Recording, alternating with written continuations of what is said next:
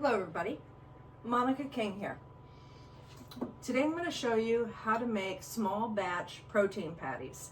Now some people are against feeding their bees, but I have to ask you, what's the environment within forage radius look like? Are you in a pollinator paradise? Well, if you are, and your bees are bringing in beautiful loads of pollen or protein, remember they have to have protein. And the secret is 1 frame of protein or pollen, 1 frame of honey, nectar, is needed to raise 1 frame of brood. That's your little secret ratio number thingy that you need as a beekeeper in order to realize whether or not your hive is actually foraging for the right amounts to raise their young. Not even to share with you. That's not even to consider doing pollen harvesting for your own consumption or resale. That's not even considering the honey amounts for you. It's just what they need just to raise that 1 frame of brood. So are you going to feed or are you not going to feed? Maybe you're having drought conditions, abnormal temperatures, lack of rain. All these things can take into effect. High winds,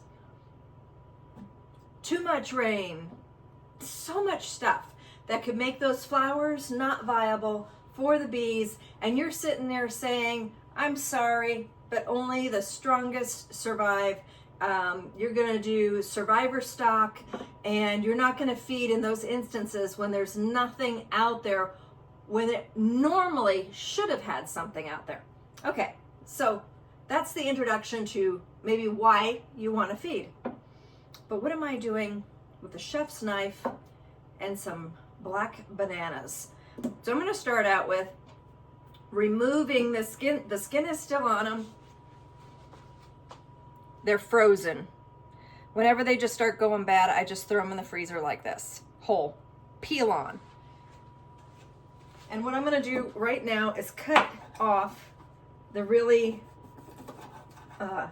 hard, the end and the stem type.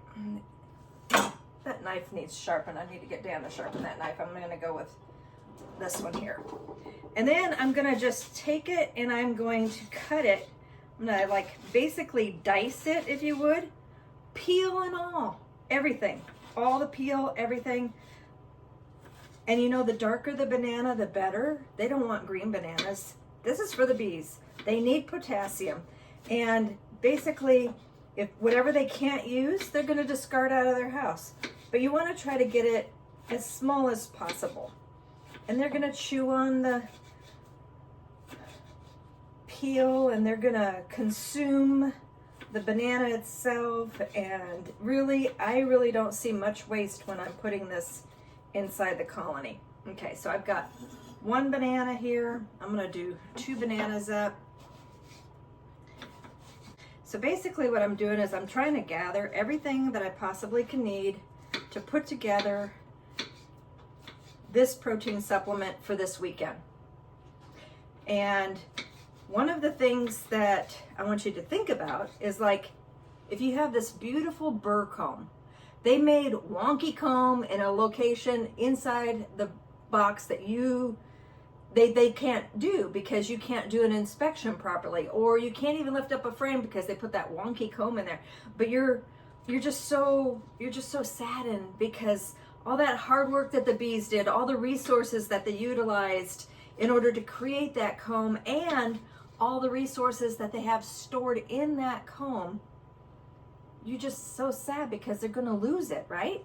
You don't want them to lose that those resources. Now, if this is brood comb, eggs, no, we're not going to use it. You're only utilizing comb, fresh comb that have no eggs, no larvae, no sealed brood, only basically nectar, honey, or pollen, bee bread comb. Okay, so I have my frozen bananas, and you want to cut them while it's still frozen. Frozen bananas done, chopped up, and I'm going to get the hottest tap water. I'm not going to boil any water. I'm just going to use the hottest tap water that I can get. And unfortunately, I couldn't find my gigantic clear view bowl. I'm going to have to use this one. You're not going to be able to see everything. But I'm going to take the bananas, put it in the gigantic bowl here.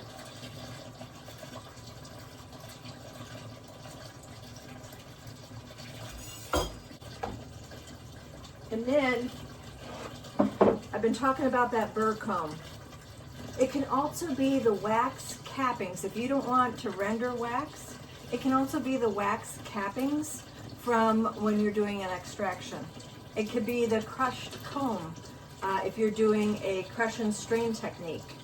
But this is just basically a small colander full of very light colored comb. There's no bees in there, no bee parts, no larvae, no eggs, and no sealed brood. Just plain comb with a lot of honey. There's honey in, a little bit of honey. Like if you were to put this into an oven, there would be some honey that comes out of this. There's also bee bread or pollen all in this. So basically, oh, it's been sitting for a little while. It's all sticky, lots of honey. Crystallized a little bit here in the bottom. I've been waiting to do this, waiting to show y'all. So got that emptied out of there.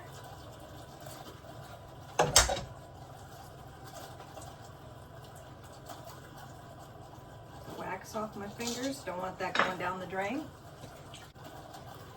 Now this one I made it up yesterday, but because the temperatures of the house was so warm, I put this inside of the refrigerator so it would not ferment. What this is, it is a cheesecloth that I had used. We had some collapsed comb in one of the top bar hives from the heat. I haven't gotten around to altering the top bar hives yet. And I have a few new ones that have come in. So basically, they had a little bit of comb collapse. And so I did a crush and strain method. That's what this is. A little bit, the little bit of honey left inside the comb, but I took out quite a bit of the honey. And this is the cheesecloth. So the cheesecloth that had a bunch of honey stuck inside of it, I took hot water and I added it to this jar with the cheesecloth, and then I shook it up really good. And by doing that, now I've got honey water, right? Didn't leave it sitting out because I didn't want it to ferment. And so I'm pouring the honey water. And now I've utilized all the honey from that cheesecloth. No waste. You want to know a secret? You know what else you could do? You could have put vodka in here and shook it up. You could also do that with some of that white wax. And you can make a honey vodka infusion for mixed drinks. That's for the beekeeper, not for the bees, but that's just a side note. That's something else you can do. We're talking right now about not wasting things from the hive or even from the kitchen. This is all about self-sustainable living, reduce, reuse, recycle, that kind of thing. So basically, this is where I'm at so far, and what I'm going to do, I'm sitting there talking about not wasting, and my water's been running for a while with really, really hot water. And I have a little sugar, and now I'm just kind of doing this, like adding just a little bit, maybe, I think I just added like 2 or 3 cups of sugar. What I'm going to do is like mix it now with, and I've got already got like a cup of sugar in there, right? So I'm going to put a couple more cups of really, really hot water in there. Kind of equal amounts of water to the sugar amount. And then I'm going to sit here and I am just going to smash up. I'm going to smash up all of that comb in that hot water. And the bananas I'm going to smash up into that hot water.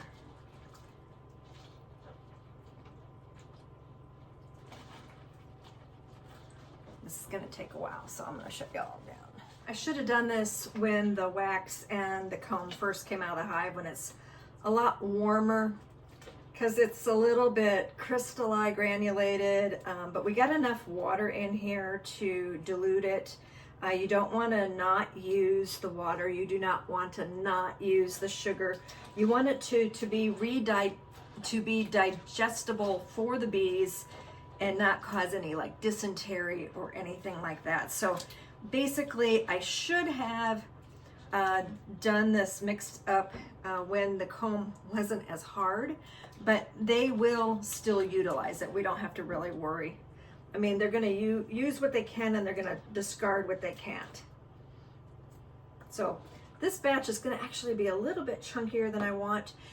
The way I first figured this out, or stole the idea, was actually something from my dad.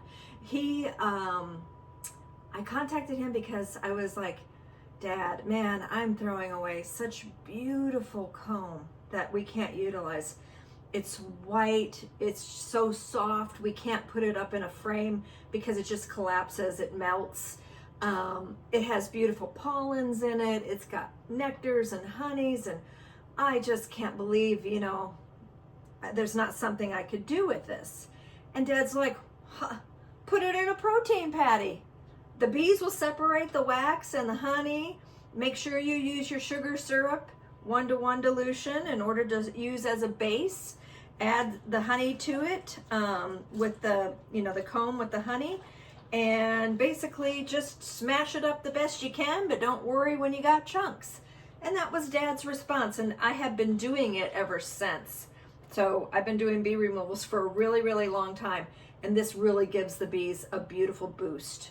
The next thing I'm going to do is add some Ultra Bee, and you can change this up with whatever you want to use, depending on, I like to not use the same recipe over and over and over again. And the reason behind that is my thoughts about Mother Nature is that the floral sources and the floral quality change, and so should your protein patty. And that's why my recipe basically is not the same one every time. I do utilize different recipes. I don't use the same one over and over and over again. And I think the bees enjoy my cooking because they do really get into it. And later, I think on Sunday is when these are going to be put into the colonies. On Sunday, I'll show my cover photo for this video will change, and I will be using the bee on it. Now, many plants give essential oils and different minerals and vitamins, and so to make sure that we have a good variation in our bees' diet, I'm just adding a dash of Honeybee Healthy. You can use any of the other, it helps stimulate them to utilize this patty. It does not stop them from foraging. I have been feeding this to my bees for years and years and years, and I have not seen a decrease in incoming. I'm also going to give, with the fan going, it's kind of going up, just maybe like a teaspoon, a couple shakes there, of ground cinnamon. Cinnamon being an antibacterial. This is all natural stuff, right? I'm also going to put in a dash of lemon juice for pH balance.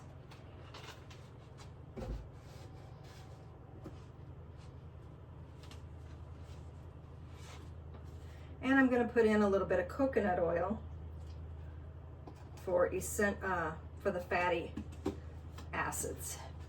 So, and my coconut oil, as you noticed, is not solidified because of the temperatures. During the winter, my coconut oil will be solid, and I'll just work it in with my hands in the warm water. But this time is definitely very liquidy because of the heat in my kitchen. My kitchen right now is 82 degrees.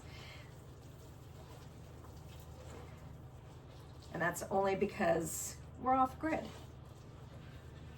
So I have this beautiful protein supplement put together.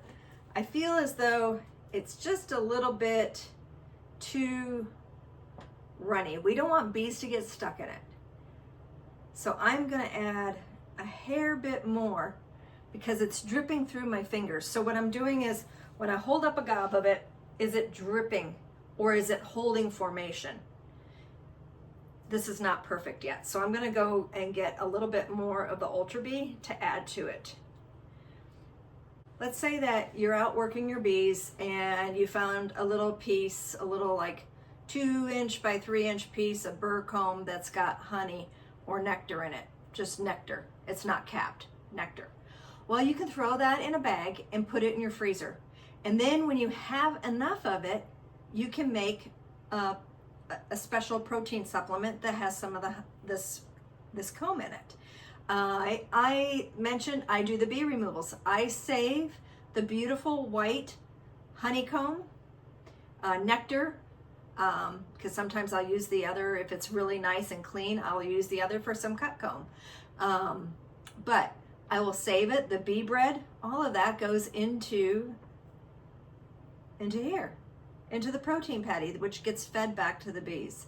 You do not ever want to just leave it sitting out right in front of your hive. I have done so many hive inspections for hobbyists, for students that, you know, like will scrape it out and then just put it on the bottom board and think that the bees are going to consume it there. Well, all you're doing when you do that kind of thing is invite robbers. So you don't want robbing activity. Leave it as far away as possible, over 100 yards. And a lot of people don't have that ability. So this is the way you can reuse it. This is how you can refeed it to your bees.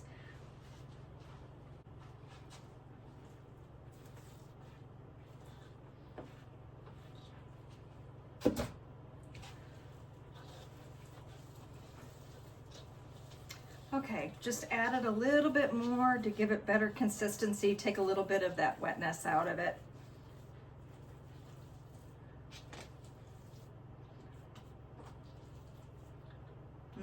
Gonna add a little bit more, kind of do a little bit at a time here at the end. The other thing I'm going to do is I'm gonna go get one of my feeding buckets. I am going to put some of the olive oil in the feeding bucket so this doesn't stick to it, and then I'm gonna take it out to the bee yard on Sunday. One of the bee yards anyway. This isn't enough. That's for dang sure. But this is small scale. This is what I had sitting that I needed to use up right now, and so you can add other things. You can get on the internet, research what all the people put in, and change it up. You don't have to follow the same way of doing it each time. You don't have to add the wax. You don't have to add the bananas. You can do different things. I occasionally will add wild bergamot, dried wild bergamot leaves to it. Sometimes I'll do oregano leaves. I'll do just different things. And that's not to take the place of my mite treatments. That's just an addition, just for additional health. Okay, so what I just made here is probably just enough for maybe 5 hives, 6 hives. I mean, I'm thinking, yeah, it might, I don't know, it could be 8 pounds, maybe eight hives. I try to put 1 pound on each hive. That is strong hive. If it's a weaker hive, I put a ½ pound. So what you can do is if you only have 1 colony and you make up a big batch like this by saving your bananas and by saving your burr comb or your wax cappings from doing an extraction, or your nice, clean, crush and strain wax with honey still in it. If you want to, you could just take a 1 pound, and you don't even have to measure it. You don't have to get exact. Take a 1 pound ball and freeze them on cookie sheets. And then each one of these pound balls is separate. And then just take it out and defrost it when you want to use it. You can, if you want, make it all fancy. You can get 2 sticks, maybe a 1/4 to a 1/3 inch high on each side. Put down wax paper and roll them in between, or you can put this in between wax paper and flatten it out, and then just have a bunch of stacks frozen in the freezer. You can also put these in the wax paper and then insert them in those freezer, what are those freezer bags called, where you draw the air out of them? They last forever. They last even longer and longer. What are those things called? Vacuum sealed. Vacuum seal, that's what I'm looking for. Vacuum seal. You can vacuum seal them in a 1/2 pound or 1 pound increments. And if, when you put these on your colony, if they ever get a little dry, because this happens, you know, a lot in Arizona, where your protein patties might dry out before they fully consume them, what I would do is have a spritzer of sugar syrup along, and by spritzing them, it will definitely bring the bees back to finish consuming them, so you're not causing any waste. The other thing is, if you're in an area that has small hive beetles, you definitely don't want to put that much protein patty on at a time. You just want to put a little bit, and you want to make sure that there's no areas of the protein patty that are sandwiched between frames and covers or intercut, whatever. You don't want to have any spot where the bees can't get to it to consume it, and consume it quickly. So you might like make more of a rope. If you have small hive beetles, you might make more of a rope of this and then put it between the frames instead of having a big patty and smacking it on the top between the inner cover and the frames. We don't have small hive beetles here in southern Arizona. Some areas like over near Globe, Arizona, and up near like Scottsdale, or any of the areas that still have the old style flood water irrigation services, those areas do have some small hive beetles, so just be cautious. But if you're in the desert, you're in the Sonoran Desert, lowland, low elevations, with dry, hard ground, the beetles can't reproduce, and so we don't have that problem. So, yeah, batch of protein.